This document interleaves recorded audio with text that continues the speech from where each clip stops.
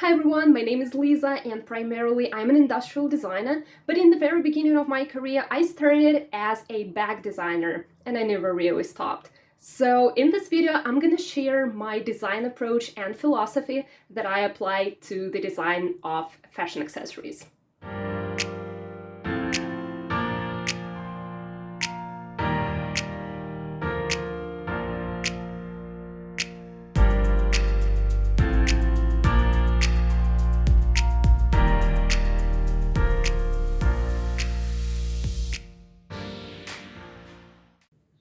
So to begin with, I'm just gonna quickly share a story of how I started working as a bag designer in the first place. So it all started back in 2017 when I was a sophomore industrial design student, and I started looking for some freelance opportunities to gain some initial experience in design, working on real projects.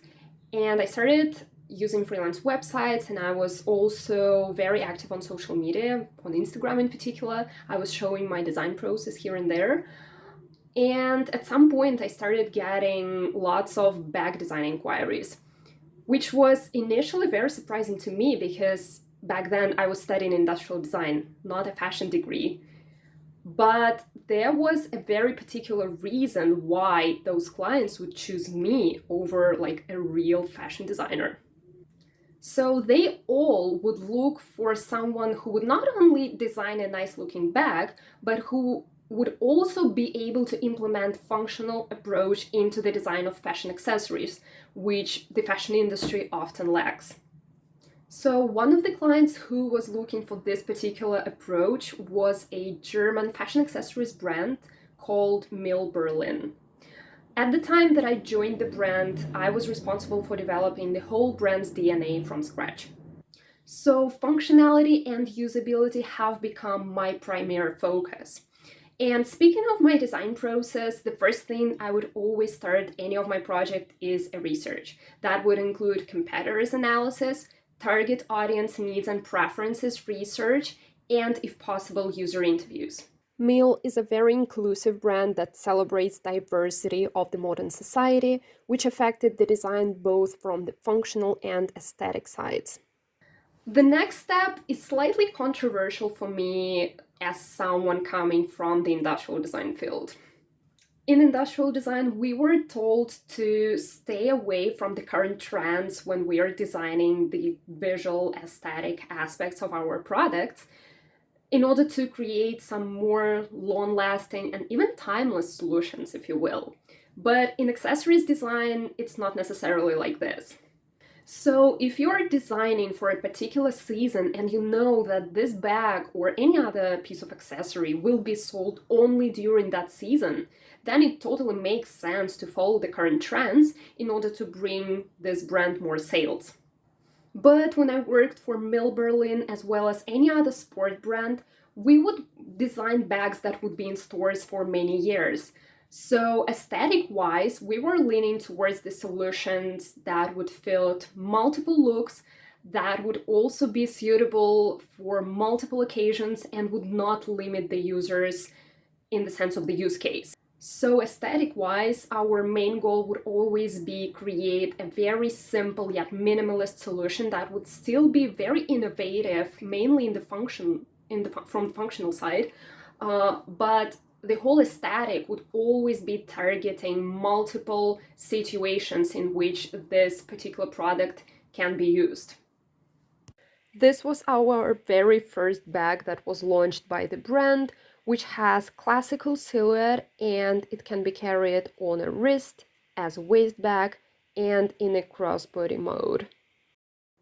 Having a background in industrial design made me always think about solving a problem, and accessories design is not an exception for me in this case.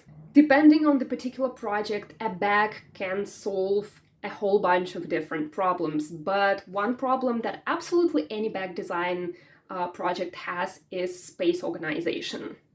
Generally speaking, I always start to design from the inside out. So what I like to do in the very beginning of this stage is a list of things that our target user would need throughout the day. And this data comes from the research that we've done previously from the data in the internet and also from the user interviews. So this helps me figure out how I should organize the internal space in order to provide the best user experience possible. And dedicating space for each item from the list, plus adding some extra space for additional things that the user might have, helps me ensure that my designs are functional and easy to use.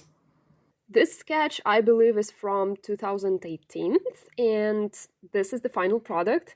As you can notice, it has multiple compartments, and each one of them is dedicated to a particular range of items.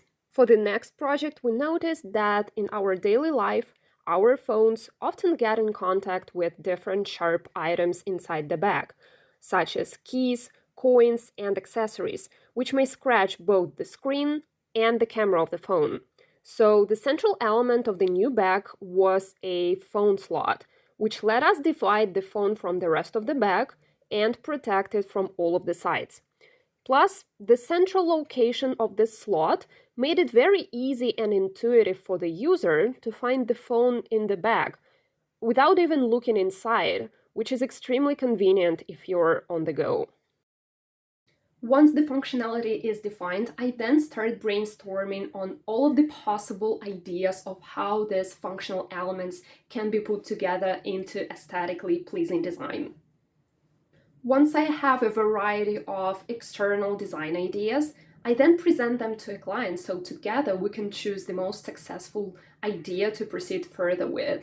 And then we work on defining the overall silhouette as well as working out the details.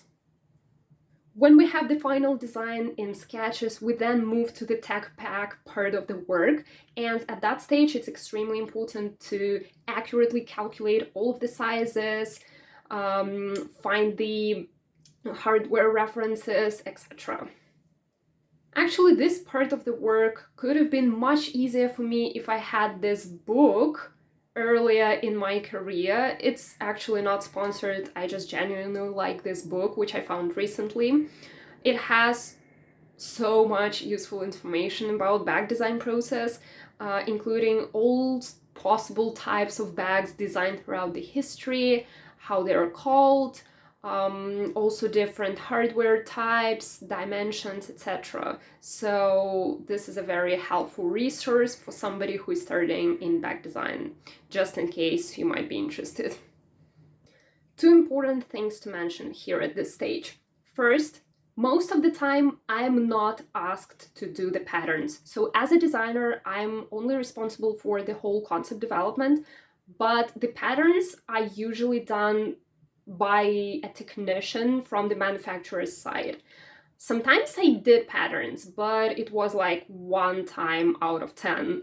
And the second aspect is that I usually was not asked to do a 3D model either, because unlike in industrial design where 3D modeling, like 3D CAD modeling, is an essential part of the manufacturing process and it's needed for the manufacturing purposes, in bag design, it's mostly for the visual aspect.